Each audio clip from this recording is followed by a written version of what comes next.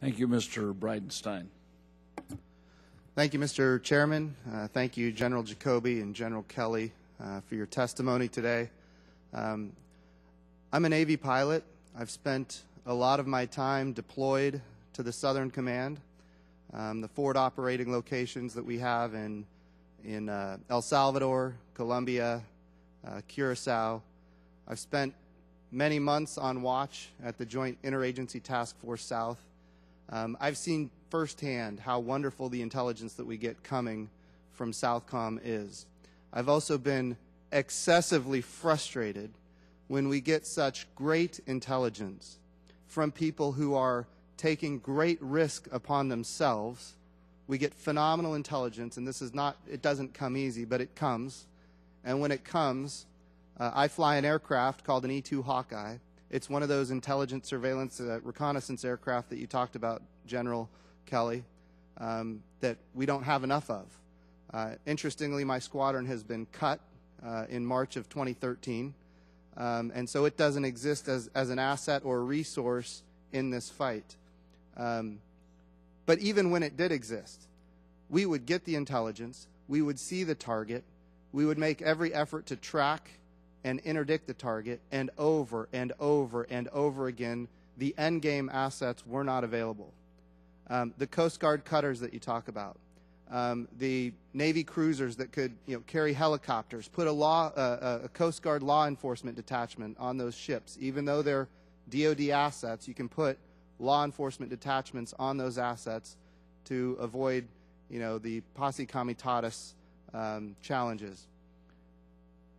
The question I have for you, General Kelly, when you think about the national security of the United States of America, and this is one of the challenges I have, quite frankly, on Capitol Hill, we have a real national security threat to the United States of America that Southcom is specifically designed to deal with. And I've just heard today, even as a matter of fact, people talking about combining Northcom and Southcom. Southcom is already one of the regions in the world that is the most disregarded by the United States of America.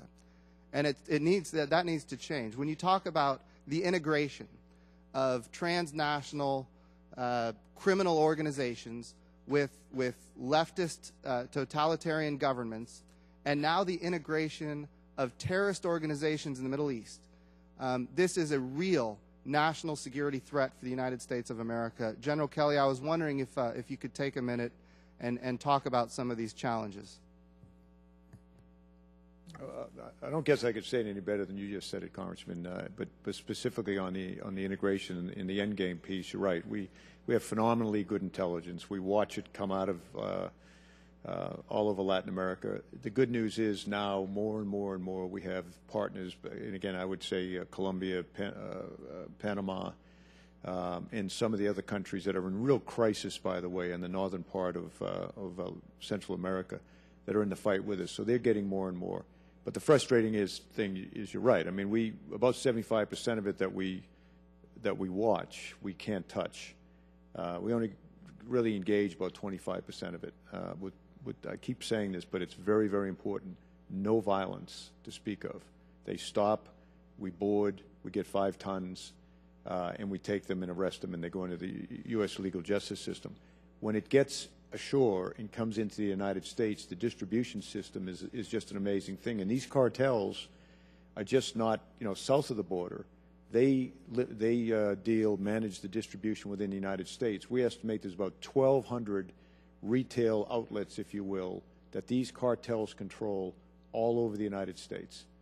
And then, of course, it's then distributed down. So there's not much you can do in spite of all the amazing heroic deeds of our law enforcement people at the border and all over America. Once it's in, it's just part of this distribution network that it's almost impossible to touch. Sorry about that. When you talk about the pivot to the Pacific, a lot of us on this committee, we've heard a lot of testimony about the pivot to the Pacific. And it's pretty clear to me that in many cases, unless we plus up the Navy significantly, the pivot to the Pacific looks very hollow. And the threats to America see it that way, quite frankly. I understand the Straits of Malacca, they need to be secure. We've got to protect the seas. We've got to protect freedom of movement. We all agree with that. But this massive pivot to the Pacific, you were mentioning earlier economies of force, which is a critical thing that I think Congress needs to understand, which is a very small investment in the Caribbean, a very small investment in Southcom, the Eastern Pacific. These investments can yield tremendous amount of benefit to the United States of America from the national security threat that is very real coming from Central and South America. And yet, you can take this enormous region of the Pacific and do a pivot to the Pacific with a small force, and it actually hollows us out and it makes us look weak. If you could just share a testimony real quickly. If you had all the resources you needed. Gentleman's time. We got other folks who want to ask questions, Jim. Roger that, Chairman. We'll talk later.